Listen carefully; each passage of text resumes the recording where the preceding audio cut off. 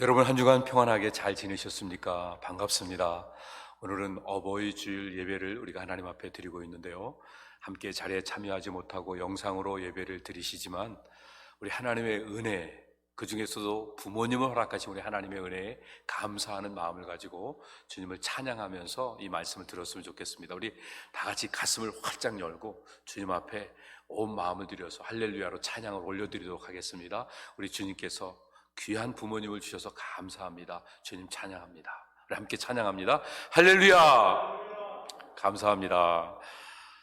어떤 학교에서요, 학생들에게 앙케이트 조사를 했습니다. 만약에 우리가 1년만 살 수 있는데 그 1년 동안 사는 기간 동안에 두 가지 중에 하나를 선택하라고 하면 뭘 선택하겠느냐? 그 두 가지가 뭐냐면요, 하나는 자기의 꿈을 이루는 것이고 또 다른 하나는 5억 원을 갖는 것이었습니다. 그러니까 한 40만 불, 50만 불 정도 되는 돈이죠. 학생들은 곰곰하게 생각을 보다가 결국은 그 자리에 있는 모든 학생들이 다 자기 꿈을 이루는 거에 대해서 다 선택을 했습니다. 그리고요, 그 앙케이트 조사를 한 부모님들을 찾아가서 인터뷰를 했습니다.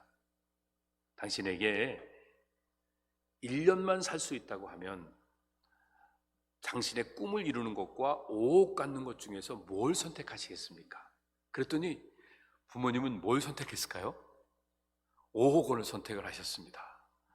아마 사람들이 역시 어른들은 돈만 아는 속물이다 이렇게 생각할지 모르겠지만요, 곰곰이 잘 살펴보면 어린 학생들은요, 자신을 위한 선택을 했습니다.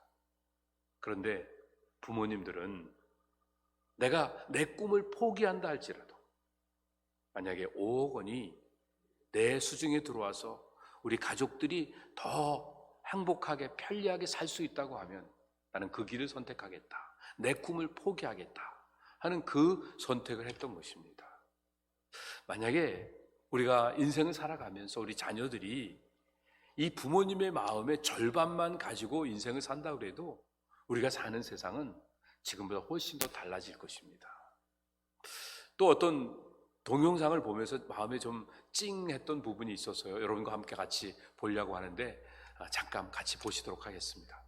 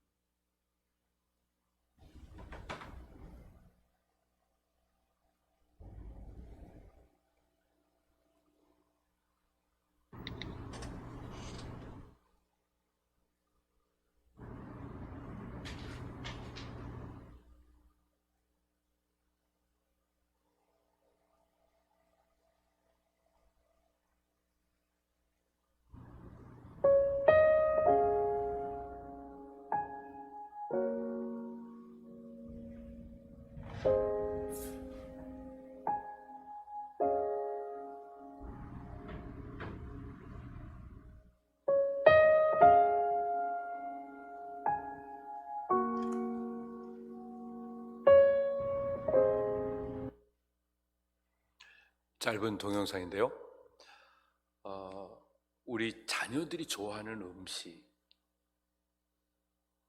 자녀들과의 사랑의 나눔, 그것에 대해서는 우리가 많은 신경을 쓰며 살았는데 부모님께서 좋아하시는 것, 그리고 부모님과의 그 깊은 관계를 유지하는 것에 대해서는 얼마나 우리가 신경을 쓰며 살아왔는지 우리 자신을 돌아볼 수 있는 이런 비디오라고 생각이 들어서 여러분 같이 보았습니다. 오늘 본문에 있는 말씀을 다시 한번 읽어드리도록 하겠습니다. 빈약한 자를 권고하는 자가 복이 있으며 재앙의 날에 여호와께서 저를 건지시리로다. 여호와께서 저를 보호하사 살게 하시리니 저가 세상에서 복을 받을 것이라. 주여 저를 그 원수의 뜻에 맡기지 마소서. 여호와께서 쇠약한 병상에서 저를 붙드시고 저희 병중 그 자리를 다 고쳐 펴시나이다. 누가 복이 있다고 성경이 말씀하십니까? 빈약한 자, 유약한 자, 불쌍한 자, 스스로 무엇인가 아무것도 할 수 없는 자를 사랑으로 감싸고 이끌어주는 이런 자가 재앙에서도 건져주시고 세상에서도 보호받고 또 혹시 어려움 가운데 있다 할지라도 병중에 있다 할지라도 다 고침을 받는 이런 놀라운 은총을 하나님이 허락하신다고 약속하셨습니다. 여러분, 빈약한 자를 권고하는 자라는 이 말을 들으면 제일 먼저 떠오르는 단어가 무엇이죠? 바로 어머니입니다. 빈약한 어린 자녀를 사랑으로 감싸기 위하여 자기 자신의 모습을 다 내어주셨기 때문에 어머니는 언제나 아름다우십니다. 세상에 많은 이름들이 아름답지만 가장 아름다운 이름은 어머니입니다. 어머니는요, 혹시 자녀들에게 실수를 하셨어도 그 이름에는 전혀 손상이 없습니다. 왜냐하면 어머니가 하신 모든 일들은 자녀를 위해서 아낌없이 희생하는 마음을 가지고 행하신 일이기 때문에 행여 결과나 과정에서 혹시 안 좋은 일이 발생했다 할지라도 전혀 그 아름다운 이름에는 손상이 없다는 사실을 우리는 다시 한번 기억해야 될 필요가 있습니다. 자기 자신을 희생하면서 좋은 걸 다 아낌없이 내어주셨습니다. 이게 부모의 마음입니다. 어떤 부모가 자식이 받는 거에 대해서, 자식한테 주는 거에 대해서 아까워하는 부모가 어디 있겠습니까? 아니, 그뿐입니까? 평생을 뒷바라지를 해놓고도 자식이 조금 부족하거나 잘못되어져 있으면 자식을 탓하거나 원망하지 않으시고 본인을 탓하십니다. 그리고 여전히 안타까워하고 계십니다. 그러면서 또 자녀에게 또 사정하고 계시는 그런 모습을 보게 됩니다. 이 위대한 어머니, 이 부모님, 그런데 이 위대한 부모님보다 훨씬 더 아름답고 훨씬 더 위대한 분이 계십니다. 우리가 잘 알고 있는 대로 예수 그리스도이십니다. 우리를 좋은 길로 인도하시기 위해서 자기의 가장 귀한 것을 아낌없이 다 내어주신 분이십니다. 그리고 우리를 지금까지 인도해 주셨습니다. 그런데도 불구하고 우린 그 큰 은혜와 그 큰 사랑을 받았음에도 불구하고 아직도 좀 안 좋은 표현을 하면 요 모양 요 꼴로 살고 있는 거예요. 그런데도 주님은요, 우리 가운데 성령을 보내셔서 안타까운 마음으로 사정하시고 우리의 마음 문을 두드리시면서 우리 가운데 함께 오셔서 제발 좀 나하고 같이 지내자. 너하고 나하고 함께 지내면 그냥 모든 게 다 저절로 이루어진단다. 그러면서 우리의 심령을 두드리고 계신데도 여전히 우리는 외면할 뿐만 아니라 버팅기고 또 거절하는 정도에서 끝나는 게 아니라 아주 모멸차게 밀어내치는 이런 안타까운 모습을 갖고 있습니다. 그런데도 여전히 우리를 사랑하고 계십니다. 여기에 하나님의 의가 나타납니다. 일방적으로 끝없이 희생하시는 그 십자가의 사랑 때문에 교회가 아름다운 천국이 되어지고 그 사랑을 품고 이 땅을 살아가면 가정이 아름다운 천국을 이루어갈 수 있게 되는 것입니다. 이런 차원에서 보면 그 놀라운 사랑의 버금가게 부모님이 우리에게 사랑을 베풀어 주십니다. 아무것도 대가를 요구하지 않고 한없이 자신을 다 내어주셨기 때문에 그 사랑으로 인하여서 어떤 세상의 것도 끊을 수 없는 불가분리의 긴밀한 관계가 부모님과 형성이 되어져 있는 것입니다. 그 아름다운 관계는 희생으로만 주어지는 관계인 것입니다. 여기서 우리는 신앙이 무엇인지를 배우게 됩니다. 한없이 우리를 위해 자신을 내어주신 그 부모님의 사랑 때문에 부모님에 대한 리스펙트가 생기게 되고 한없이 우리를 위하여 모든 것들을 아낌없이 내어주시되 독생자 예수 그리스도까지 내어주셨기 때문에 우리는 하나님에 대한 그 믿음이 우리 마음 가운데 자리 잡게 되는 것입니다. 이런 원리를 가지고 이 땅을 우리가 살아가야 된다는 것을 오늘 이렇게 어버이 주일 같은 이런 특별한 주일을 맞이할 때마다 우리 마음속에 새겨 넣어야 될 줄 압니다. 어떻게 보면요, 세상은요, 이 세상이 아름다워지려고 하면 선한 사람이 악한 사람에게 오히려 빌어야 됩니다. 쩔쩔매야 됩니다. 우리가 생각할 땐 뭐 일을 잘한 사람이 뭐 힘쓰고 뭐 큰 소리 치고 그래야 되잖아요. 그런데요, 하나님의 완전한 의가 이 땅에 이루어지려고 하면 잘한 사람이 잘못한 사람한테 빌고 쩔쩔매는 일이 있어야 됩니다. 그 모습이요, 우리에게 어떻게 적용되냐면, 그래서 믿는 사람이 소망을 가지고 천국을 바라보며 살아가는 이 믿는 사람이 소망 없이 이 세상을 엉터로 살아가는 이 믿지 않는 사람들을 섬길 수 있어야 됩니다. 그래야 이 땅에 완전한 의가 생기는 것입니다. 그리고 더 나아가서 정말 빛된 교회가 어둠 속에 있는 이 세상을 품어야지만 이 세상은 점점 아름다워지고 하나님의 완전한 의가 세워질 수 있게 되는 것입니다. 부모님이 자기를 포기해서 자식을 세우셨듯이 하나님께서도 자기 자신을 포기하셨기 때문에 우리가 거룩해진 겁니다.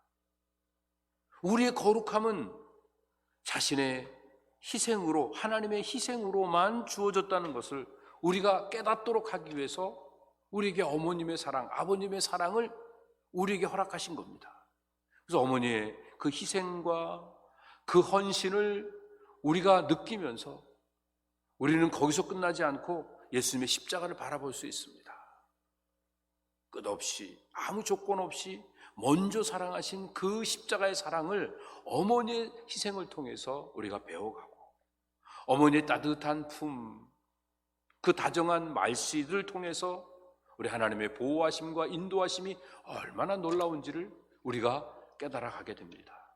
어머니가 남몰래 흘리시던 눈물, 특별히 자녀들을 위해서 자녀가 잘못했는데도 용서하시며 자신이 책임을 지는 그 모습을 통해서 하나님의 사랑과 용서가 얼마나 놀라운지를 깨닫고, 우리도 이 땅을 살아가면서 힘들지만 우리에게 죄 지은 자들을 용서하는 이런 구체적인 삶을 살아갈 수 있게 됩니다.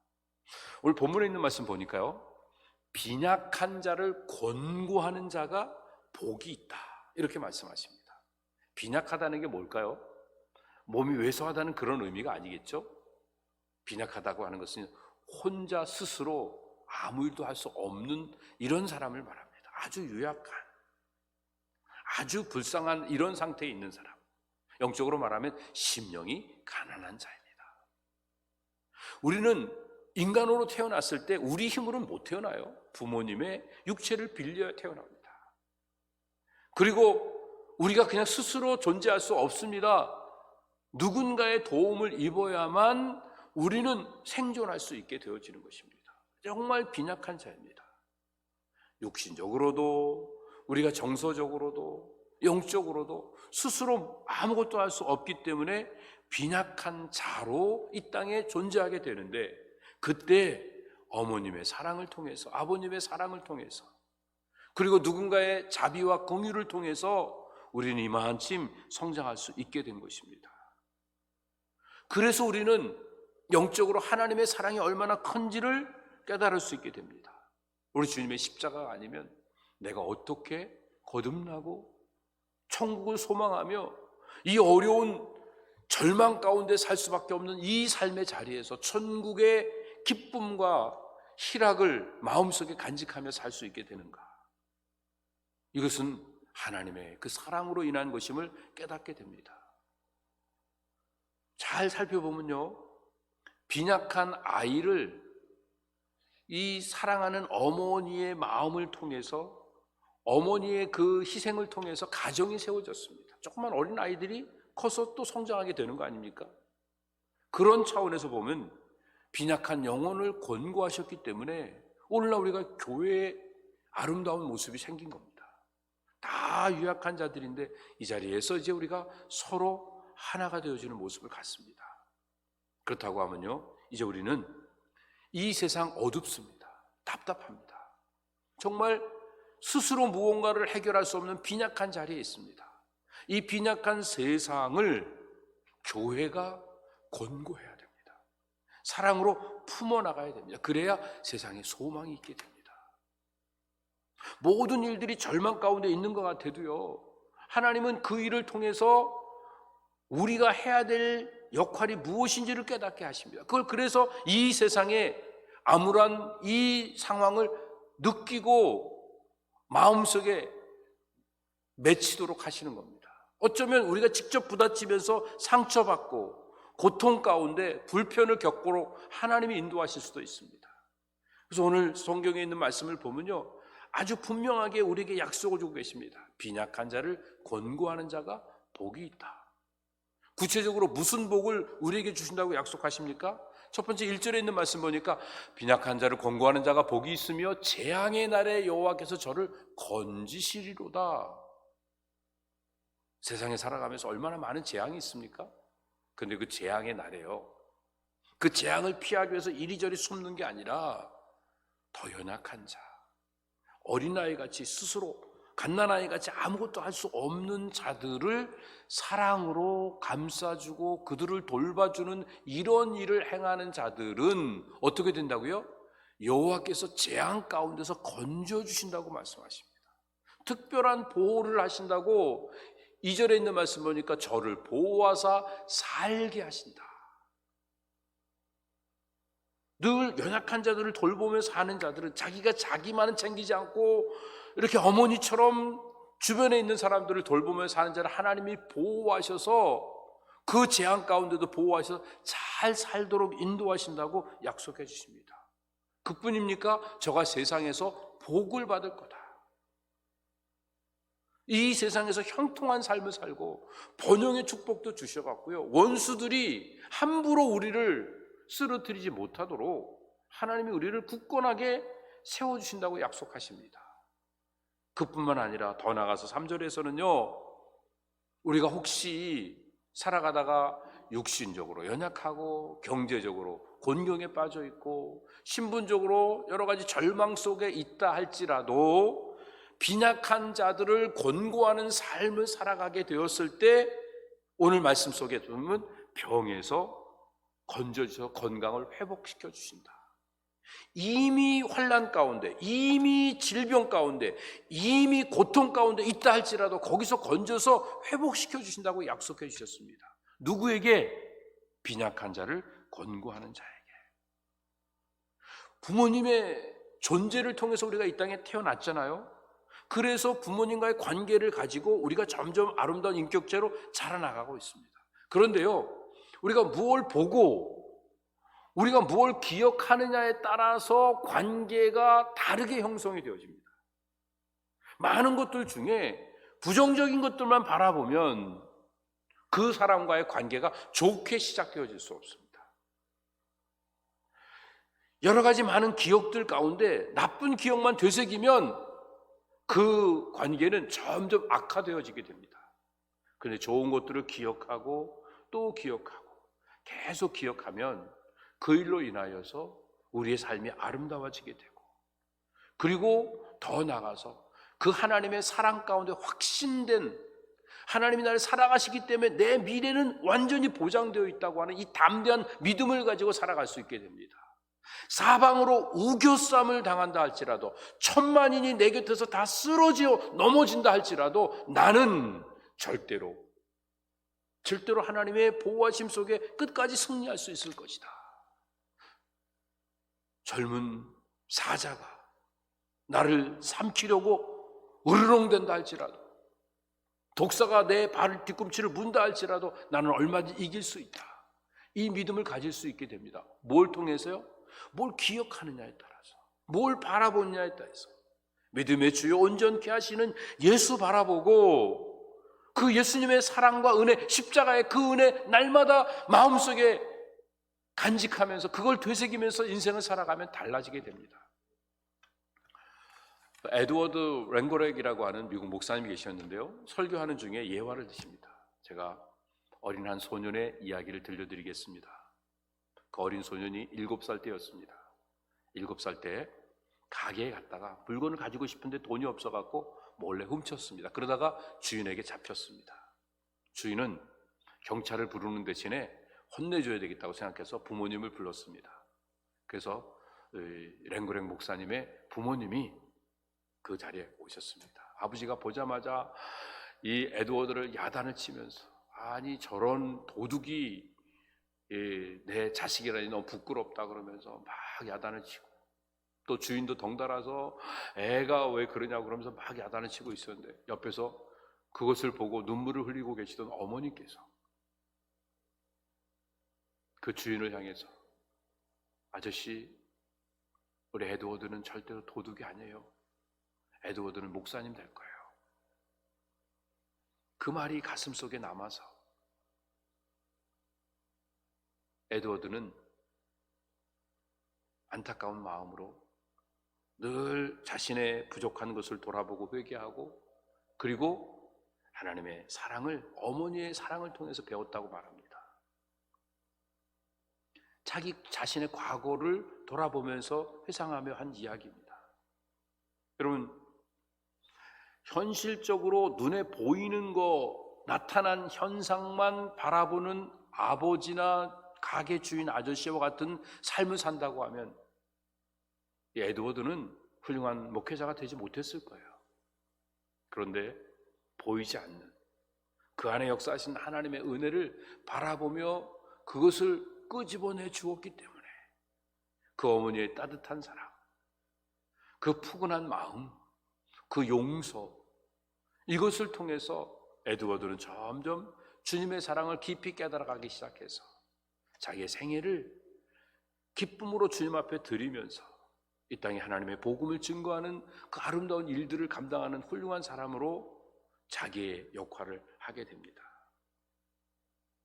내가 뭘 보고 뭘 기억하느냐에 따라서 형성되어지는 관계가 달라집니다. 근데 우리 부모님 보면서 이걸 배워야 됩니다. 부모님에게 상처받은 적도 많죠. 부모님이 지금도 서운하게 하고 우리의 마음을 또 아프게 하는 이런 경우들이 너무 많죠.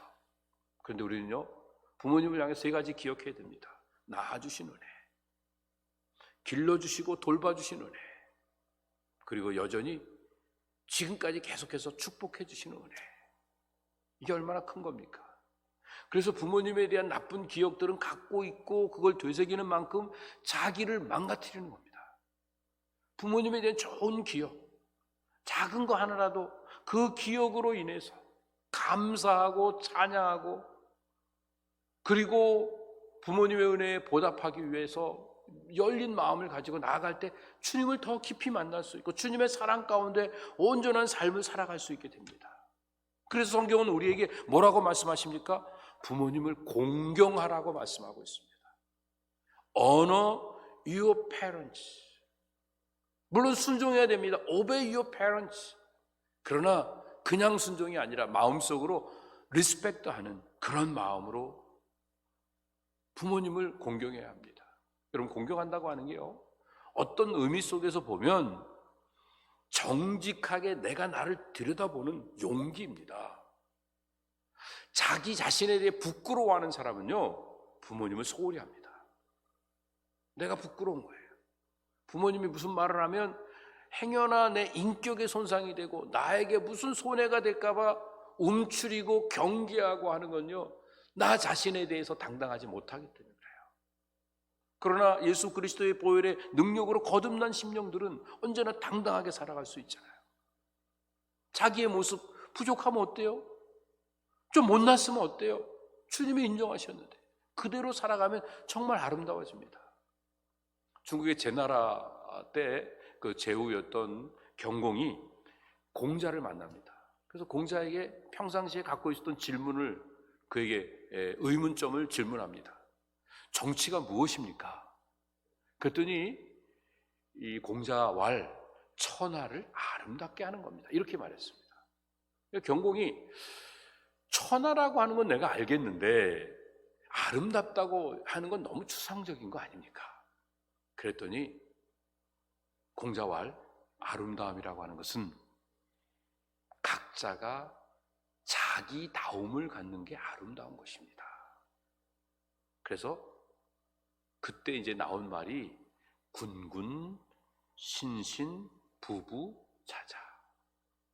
임금이 임금답고 신하가 신하답고 아버지가 아버지답고 그리고 자식이 자식다울 때 세상은 아름다워진다.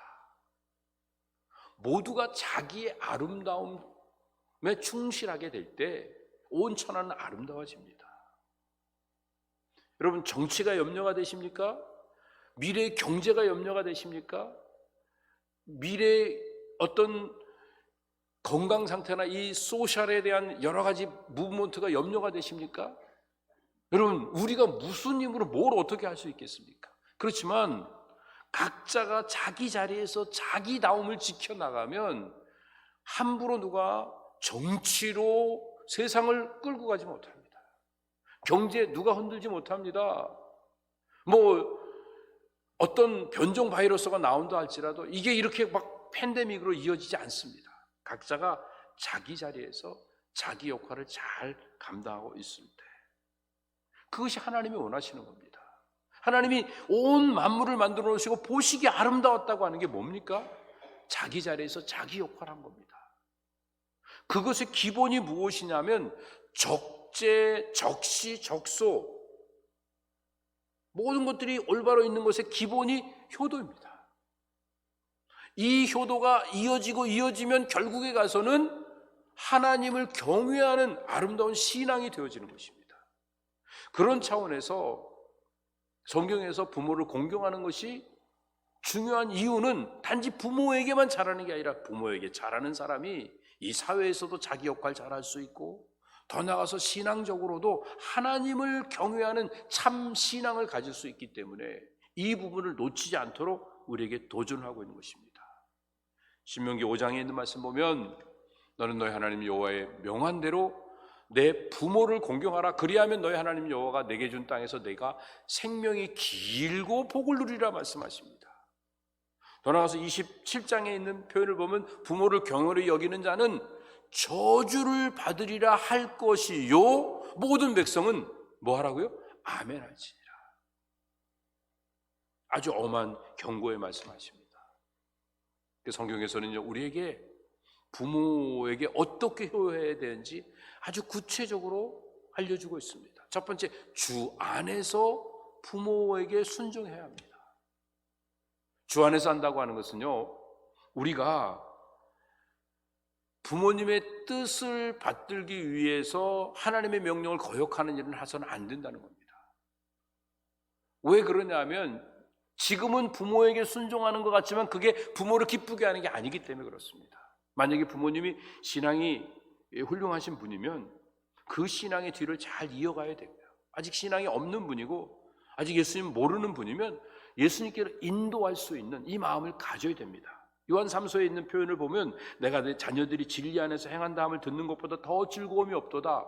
지금은 딴 종교를 가지고 계시고 딴 토테미즘 신앙 속에 있는 것 같아도 그래도 우리가 진리 안에서 바르게 행복하게 삶을 살아가면 부모님은 그거보다 더 좋은 게 없으신 것을 우리가 알고 주 안에서 우리가 부모님을 섬겨야 됩니다. 그런데 어떻게 해요? 공경하라고 말합니다. 이 공경한다는 얘기는요, 무슨 표현을 하시든지 무겁고 신중하게 아주 귀하게 받아들이라는 겁니다. 때로는 나에게 희생을 요구하실 수도 있고 때로는 막무가내로 뭔가를 요구하실 수도 있습니다. 그래도 그거를 가볍게 여기지 말고 무겁게 귀하게 받아들이라고 하는 겁니다. 이거를 히브리어에서는 키베드라고 하고 영어에서는 언어라는 표현을 씁니다. 레위기 19장에 있는 그 표현을 보면 어르신들, 머리가 하얗고 노인 얼굴을 가지신 이런 분들을 공경하라. 이 공경이 바로 이 언어, 키베드라고 하는 이 단어입니다. 이게 바로 하나님을 경외하는 것과 같은 단어로 연결되어져 있습니다. 우리가 효도하면 주님이 주시는 복은 아주 분명합니다. 그게 네 가지로 나눌 수 있는데, 첫 번째가 우리가 효도하는 그 삶을 살면 많은 사람들에게 칭찬과 존경을 받게 됩니다. 그 다음 두 번째가 만사가 형통하게 됩니다. 세 번째가 늘 심신이 건강한 가운데 장수하는 복을 누리게 됩니다. 그리고 마지막이 사회적인 평안과 안녕이 보장되어 있는 삶을 살게 됩니다. 하나님 말씀대로 지키면 우리가 사는 땅에 모든 어려운 일이 다 물러가게 되고 모두가 다 잘 살게 될 것이라고 약속해 주신 이 복이 어디서부터 출발하는가를 잘 알아야 됩니다. 잠언 10장에 보면 지혜로운 아들은 아비로 기쁘게 한다. 아버지가 기쁘면 세상이 달라집니다. 여러분, 효가 인간 세계의 기초인 이유는요, 효가 무너지게 되면 이런 어떤 체제가 무너집니다. 왜 정치가 혼란스러워지고 경제가 혼란스러워지는가를 엄밀히 보면요, 여기서부터 무너지기 시작한 겁니다. 결국은 하나님을 경외하지 않기 때문에 그런 겁니다. 그런데 여기서 인간의 체제만 무너지는 게 아니라 이 자연 질서도 무너지기 시작합니다. 그러니까 변종 바이러스 같은 것들이 더 쉽게 나오기 시작하고, 기후변화나 여러 가지 많은 현상들은 엘니노 현상이나 이런 것들이 더 세상에 많아지고 있는 그 이유가 바로 우리의 기본이 갖춰져 있지 않기 때문입니다. 이 부모를 공경하는 것부터 시작해서 하나님을 경외하는 이 아름다운 모습이 우리의 마음에 없으면 결국은 이 세상은 혼돈과 공허로 다시 돌아갈 수밖에 없게 되는 것입니다. 이제 우리가 해야 될 일은요, 평상시에 어떻게 하면 부모님을 기쁘시게 할 수 있을까? 이 생각을 하며 사는 일이 필요합니다. 이렇게 살면 세 가지 유익이 있습니다. 첫 번째가, 여러분, 부모님을 기쁘시게 하겠다 하는 게 그 생각만 해도 난 즐거워지는 겁니다. 그 우리 인간의 마음입니다. 그리고 우리가 늘 그 생각을 하며 살면 부모님은 저절로 기뻐지십니다. 거기서 끝나지 않고 하나님이 영광을 받으십니다. 하나님을 기쁘시게 할 수 있는 것입니다. 잠언 25장 말씀, 23장 말씀, 내 부모를 즐겁게 하며 너 낳은 어미를 기쁘게 하라. 여러분 한번 같이 따라해 볼까요? 그 밑에 신앙의 기본이 뭐라고요? 예배의 회복이고, 생활의 기본이 효의 회복입니다. 한번 같이 해보겠습니다. 시작. 신앙의 기본은 예배의 회복이고 생활의 기본은 효의 회복이다. 여러분, 예배가 뭡니까? 하나님을 경외하는 겁니다. 효가 뭡니까? 부모를 공경하는 것입니다. 신앙생활의 기본이 예배입니다. 우리 인간사의 삶의 기본은 효입니다. 여기서부터 출발해야지만 그 쌓여지는 것들이 오래 견딜 수 있고 높이 쌓을 수 있습니다. 아무리 멋지게 쌓아도 모래 위에 집을 지으면 다 무너지게 되는 것입니다. 이제 우리가 해야 될 일은요, 우리를 낳아주시고 길러주신 그 부모님께 감사하면서 그 감사의 마음을 하나님께로 올려드리는 겁니다. 하나님이 나를 구원하신 그 은혜에 대한 감사의 마음을 가지고 이제는 우리 이웃들, 그 빈약한 자들을 권고하고 그들을 사랑으로 돌보는 이 구체적인 일들을 하는 이 삶이 필요합니다. 사실은 부모님이나 하나님은요, 사랑을 이미 풍성히 다 주셨습니다. 그러니까 이제는 받기만 하면 되시는데도 여전히 주고 계십니다. 이 사랑의 자리가 바뀌어져 있는 자리입니다. 비정상적인 사랑을 하고 계신 거예요. 우리를 구원하시기 위해서 아들을 아낌없이 내어주신 그 하나님이 왜 우리에게 쩔쩔매십니까? 우리를 그냥 마구 요구하시고 마구 끌고 다니셔도 우리는 그냥 순종만 해드리고 다 헌신만 해도 그래도 부족할 터인데, 우리가 오히려 하나님 앞에서 뻗팅기고 살아가는 이 못난 모습을 갖고 있는데도 하나님 여전히 한없이 주시려고 합니다. 그것이 또 부모님에게도 나타납니다. 낳아주시고 길러주셨는데, 여지껏 축복해 주셨는데 이제부터 그냥 다 받기만 하셔도 되는데 작은 거 하나라도 안겨주시려고 하고, 여전히 계속 주기만 하시려고 하는 이런 마음을 갖고 계신 그 사랑을 마음에 간직하고 있다고 하면 이제 우리가 해야 될 일은요, 이 사랑을 가지고 이 땅을 아름답게 갖고 가는 일입니다. 주님의 사랑을 받고 어머니의 사랑을 받은 사람답게 이 세상이 안 알아준다고, 한 번, 두 번 좋은 일 하다가 효과가 없다고 그만두는 게 아니라, 정말 빈약한 자들이 얼마나 많습니까? 스스로 의로워질 수 없고, 스스로 자기 악감당을 할 수 없고, 스스로 사회에 유익된 삶을 살아갈 수 없는 연약한 자리에, 부족한 자리에, 못난 자리에 있는 그 빈약한 자들을 돌아볼 때마다 어떻게 해요?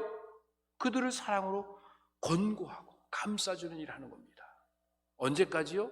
그들이 세워질 때까지. 여전히 우리에게 사랑으로 권고하시는 하나님의 은혜, 여전히 우리에게 은혜와 축복을 허락하시는 그 부모님의 그 사랑, 그것을 기억하고 있는 그 마음을 가지고 우리 주변에 있는 빈약한 자들을 사랑으로 권고하면서 하루하루 신실하게 삶을 살아갈 때 이 어두운 세상에 이 악이 하나씩 하나씩 물러가게 되고, 우리의 작은 사랑의 빛이 온 땅에 가득 채워서 물이 바다를 덮은 같이 하나님의 영광이 온 땅에 충만하게 되는 역사가 반드시 이루어지게 될 줄로 믿습니다.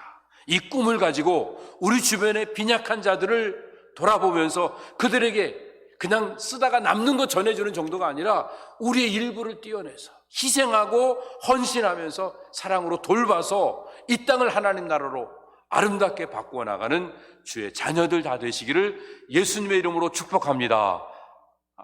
자비하신 아버지 하나님, 감사합니다. 주신 말씀을 기억하면서 믿음으로 승리하는 삶을 살기를 원합니다.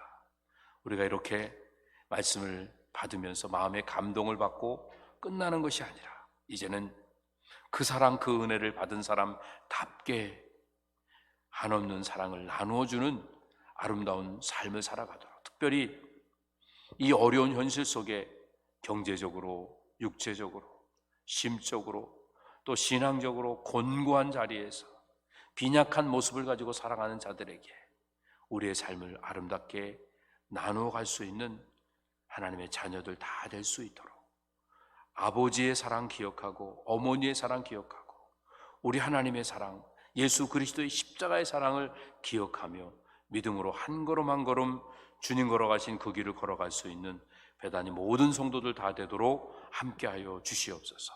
우리 남은 인생 이제 주님을 기쁘시게 하고 또 부모님을 기쁘시게 하고 빈약한 자들을 즐겁게 하는 이 일들에 우리의 삶이 온전히 드려질 수 있도록 우리를 사용하여 주시옵소서. 감사하며 예수님의 이름으로 기도드립니다. 아멘. 자리에 일어나셔서 찬양 올려드립니다.